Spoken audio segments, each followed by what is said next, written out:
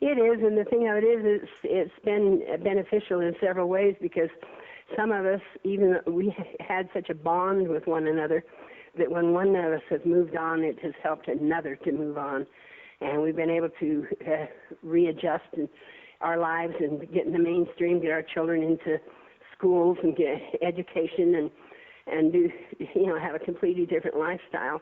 And I just last week had my 81st great-grandchild. And I am expecting my 124th grandchild next month. So anyway, you can see all the children, and I'm doing everything in my power to try to influence my children and grandchildren to live other lives. And I've given every one of them one of my books of Shattered Dreams, and you'd be surprised how many. In fact, I had one son that was a polygamist, and he allowed his wives to read it.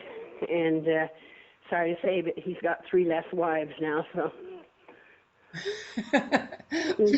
Well, he must have been really open-hearted to be kind enough to allow them to read it.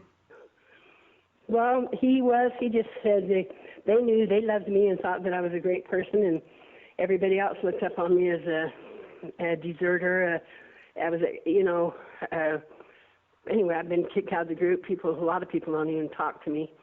And he knew that they thought that I was great and wonderful, and he did too. And he just thought, let them read your book, So they read it and could not believe it, and because I had pretended it was all so great and wonderful in order to get my salvation. And when you tell the truth, it says know the truth, and this will set you free. And I'll tell you, it did.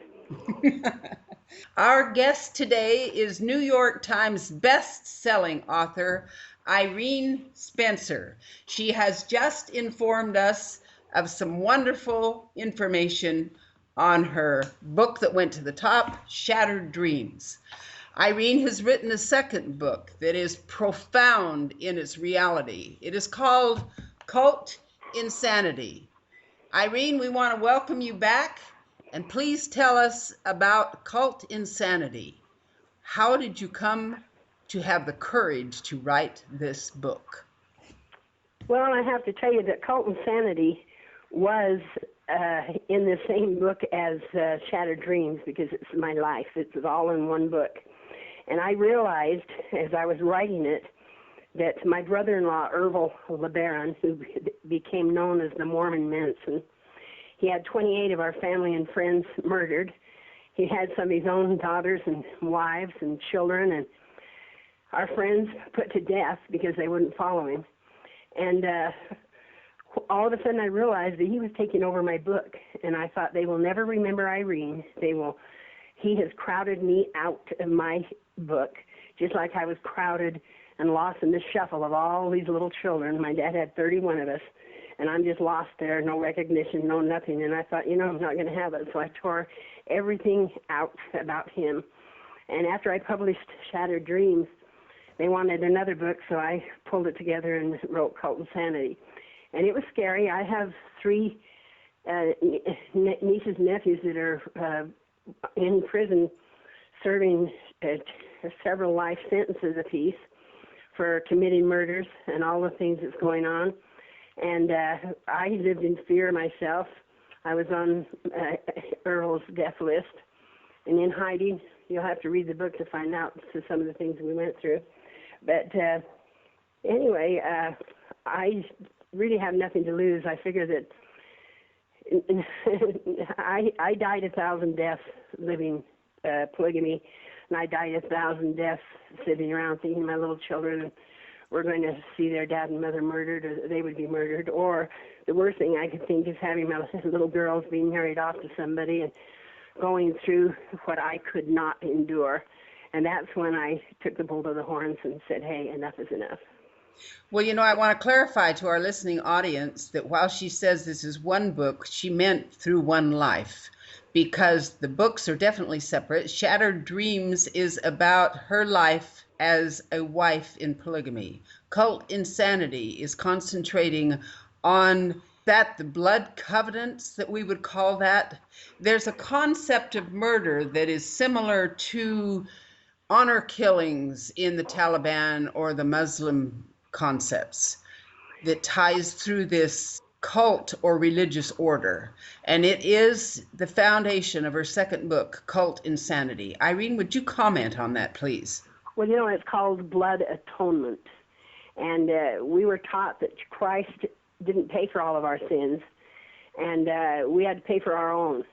And you had to die if you didn't live up to what you were told with the brethren. And anyway, and if you got rebellious, there's all kinds of things, lying, cheating, whatever, you could be put to death. And many people were put to death. And anyway, it just broke my heart to see lives that were just taken, that was supposedly religion was supposed to bring us happiness and joy, and it's referred to as the good news. Well, believe me, it was bad news. It was real bad news. And I just felt like that somebody had to tell the world what's going on in these different cults. In reading Cult Insanity, there's an aspect here that murdering people actually saves their soul so that they can go to the highest degree of glory or heaven. Is that a concept correct? Oh, absolutely. Absolutely. In the early fundamentalist Mormon days and in the scriptures, even Brigham Young said that, we kill people to save them.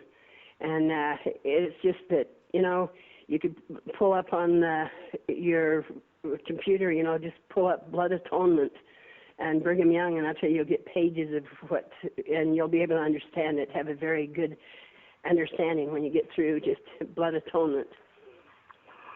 Wow. So early pioneer zealots had a lot to do with this. Well, yes, but what you have to realize, and a lot of people don't realize, is that right now, today, here just a few years ago, we had the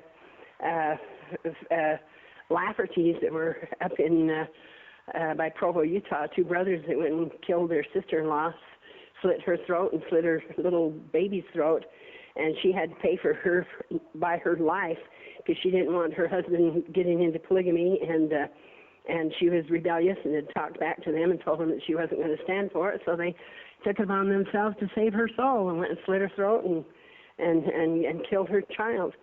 And also back in the Mormon, what is it, the Reformed one that they have back there, I can't think.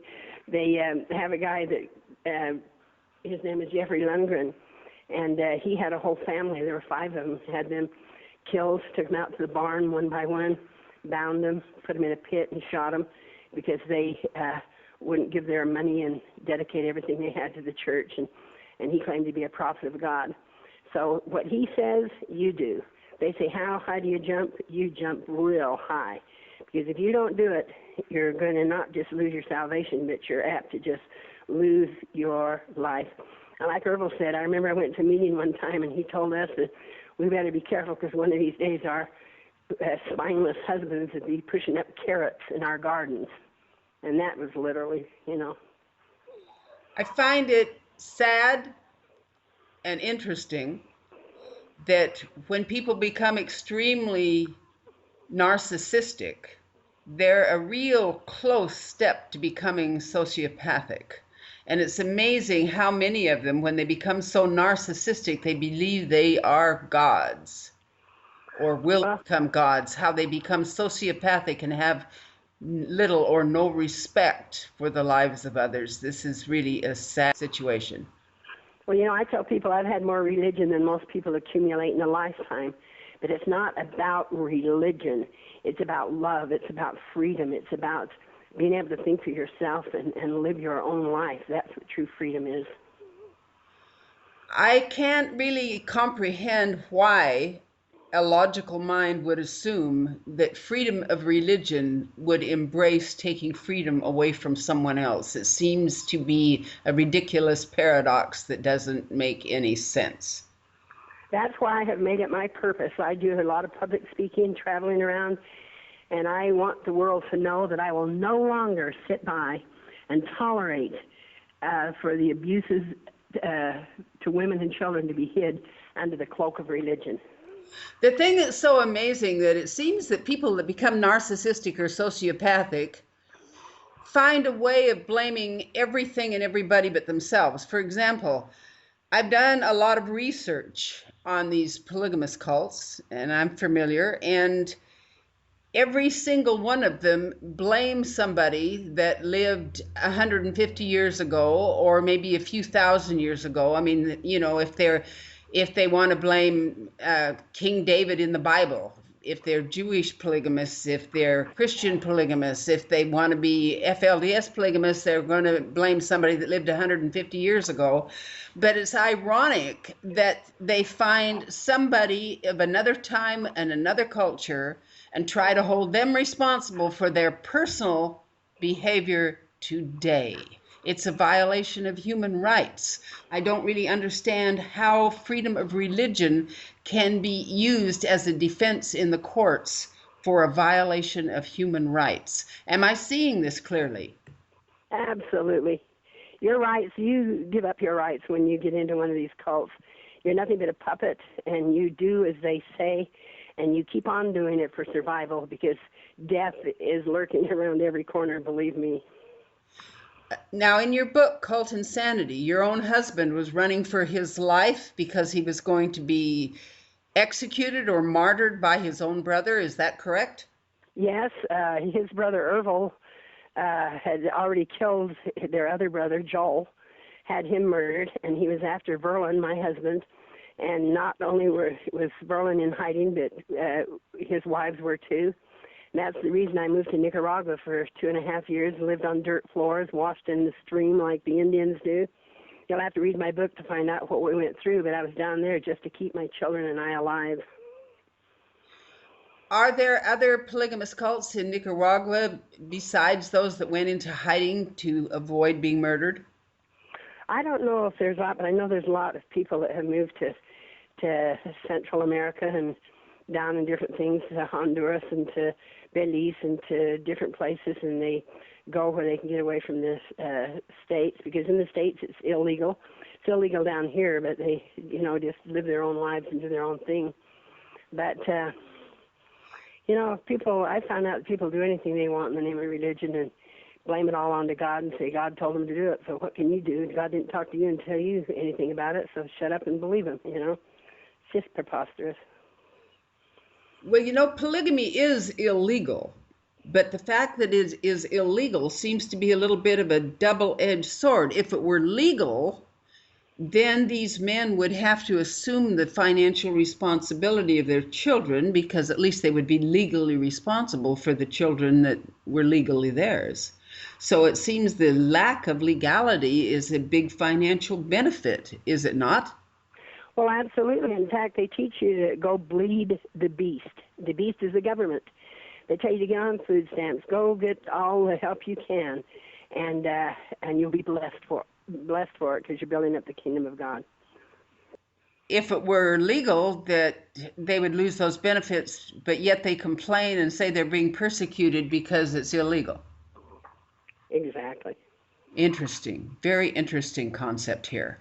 This is New York Times best-selling author Irene Spencer. Irene, will you tell the people that are listening how they may contact you? I go to my website, www.irenespencerbooks.com. Thank you. I want to thank our wonderful guest, Irene Spencer, New York Times best-selling author. Thank you, Irene, for being on our show. Thank you so much. It's a pleasure.